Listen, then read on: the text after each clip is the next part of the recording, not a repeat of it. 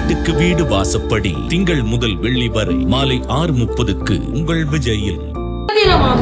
ஒரு இணையதளத்தில் பேச முடியாத ஒரு சூழ்நிலை தமிழகத்தில் இருக்கிறது. பாஜக ஏற்பாடு செய்த ஜூம் மீட்டிங்.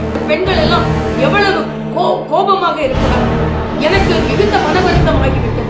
அதனால் ஆன்லைனில் கலந்து கொண்ட தமிழிசை, இன்று நான் சொல்கிறேன், ஒரு நேரடியாக அரசியல், நேர்மையான அரசியலை நான் முன்னெடுத்து செல்வேன்.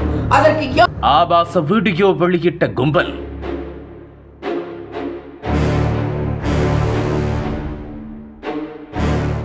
அதிர்ச்சியில் உறைந்த தொண்டர்கள்.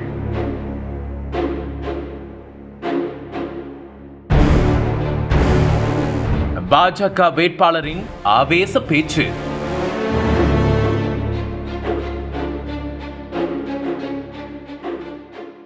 தென்சென்னை மக்களவை தொகுதி பாஜக வேட்பாளர் தமிழிசை சவுந்தரராஜன் கடந்த ஏப்ரல் 14ஆம் தேதி அடுக்குமாடி குடியிருப்பு வாசிகளிடம் ஜூம் மீட்டிங்கில் கலந்துரையாடல் செய்துள்ளார்.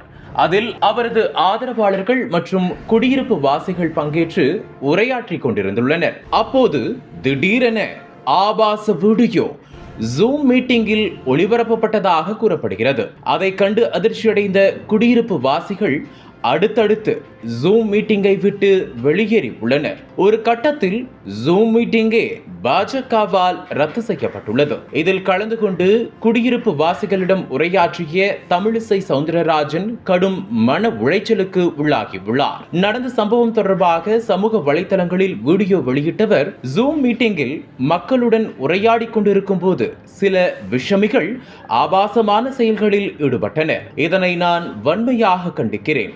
ஆபாசமான படங்களை ஜூம் மீட்டிங்கில் பரவவிட்டு உடனே நான் அவர்களோடு பேசுவதை தடுத்து விட்டார்கள் என குறிப்பிட்டிருந்தார்.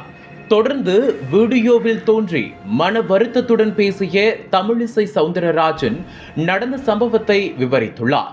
அதில் அடுக்குமாடி குடியிருப்பில் வசிக்கும் வாக்காளர்களிடத்தில் எனக்கு ஆதரவு தருமாறு கேட்க திட்டமிட்டேன். அவர்களை நேரில் சந்திக்க முடியவில்லை என்பதால் ஜூம் மீட்டிங் ஏற்பாடு செய்யப்பட்டது. அந்த மீட்டிங்கில் அவர்கள் எதிர்கொள்ளும் பிரச்சனைகள் குறித்து தெரிந்து கொள்ளவும் முடிவு செய்திருந்தேன். அதில் பலர் ஆர்வமாக கலந்து கொண்டனர். மீட்டிங் தொடங்கிய சில நிமிடங்களில் ஆபாசமான படங்கள் அதில் பகிரப்பட்டன. இதன் மூலம் வேட்பாளருக்கும் வாக்காளர்களுக்கும் இடையிலான இணைப்பை துண்டிக்கும் முயற்சி மேற்கொள்ளப்பட்டது.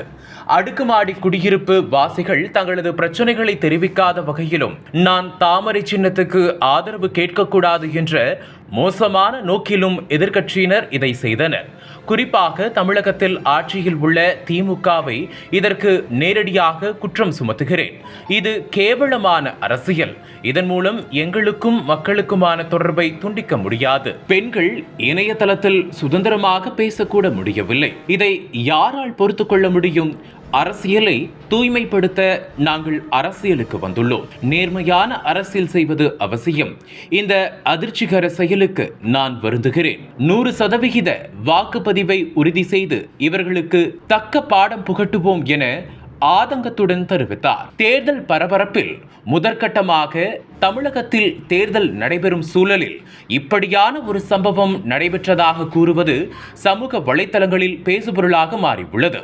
இச்சம்பவத்திற்கு சமூக வலைதள வாசிகள் பாஜக சார்பில் ஏற்பாடு செய்யப்பட்ட ஜூம் மீட்டிங்கில் எப்படி விஷமிகள் நுழைந்தனர் என்று தீவிர விசாரணை நடத்த வேண்டும் என கோரிக்கை வைத்துள்ளனர்.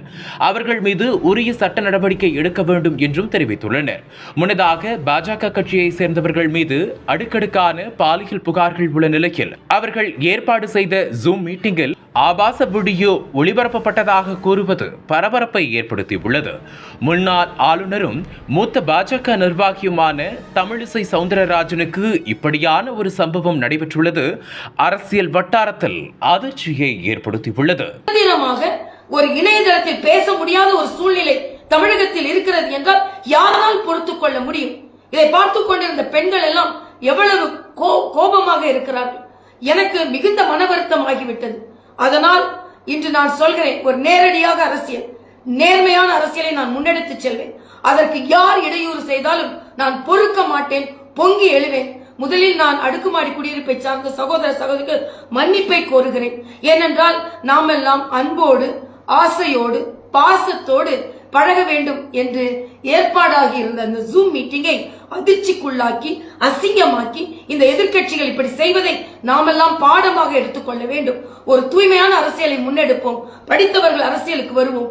அதே நேரத்தில் வாக்குச்சாவடிக்கு சென்று அதிக அளவில் வாக்குகளை கொடுத்து இவர்களுக்கு தக்க பாடம் புகட்டுவோம். நன்றி, வணக்கம். எப்பொழுதுமே மகிழ்ச்சியோடு உங்களிடம் பேசும் நான் வருத்தத்தோட பேசுகிறேன். ஆனால் இந்த தடைகளை எல்லாம் உடைத்தெறிந்து மறுபடியும் மகிழ்ச்சியோடு துணிச்சலோடு உங்களோடு பேச வருவேன். நன்றி, வணக்கம். அனல் பறக்கும் செய்திகளை அப்டேட் செய்து கொள்ள நக்கீரன் களத்தை இப்பவே சப்ஸ்கிரைப் பண்ணுங்க.